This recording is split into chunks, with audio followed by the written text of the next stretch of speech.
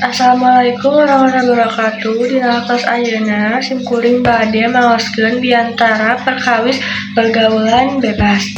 Sampurasun Bapak Ibu guru anu kusimkuring dipahormat, rerencangan sadaya anu kusimkuring dipahormat. Langkung ti payun hayu urang sami-sami manjatkeun puja-puji sinaran syukur ka hadirat Gusti Anu Maha Suci anu parantos masihan kasehatan ka urang sadayana. Sholawat miwah salam mugia tetep ngocor ka junjungan urang Nabi panungtung Kanjeng Nabi Muhammad sallallahu alaihi wasallam, ka para kulawargana, sahabatna, tabi'atna, dugi ka urang salaku umatna anu insyaallah kenging sapa teman-teman. Dina kasempatan ieu abdi bade ngaguar perkawis pergaulan bebas.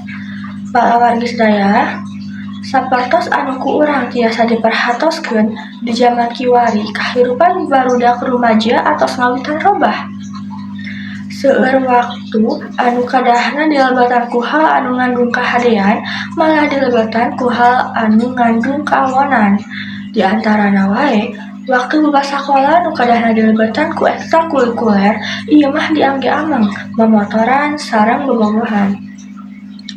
Sanes dekenging ada bobogohan teh, tapi dari saumuran urang mah bobogohanna ge anu sawajarna wae. Bisa ngan saukurangan hungkul, tong dugi ka anu wae duaan, da ngewa katingalina.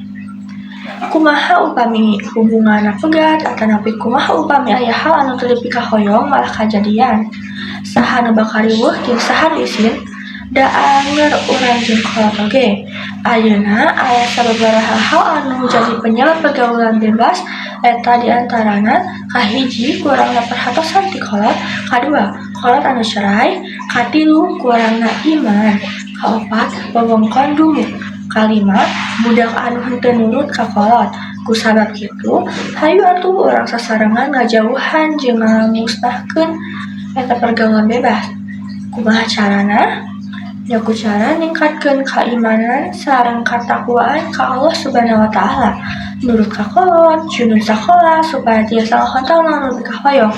Nyibukkeun diri ku aktif di organisasi anu aya gunana sareng anu seueur ngandung kasayan.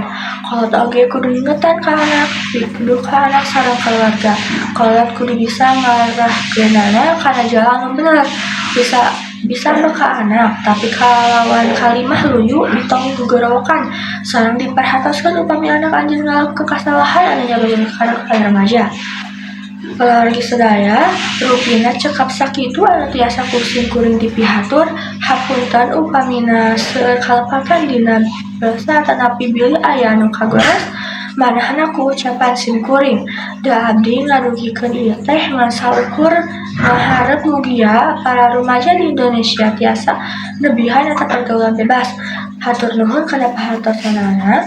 Hapunten abdi bilih aya kalepatan. Wassalamualaikum warahmatullahi wabarakatuh.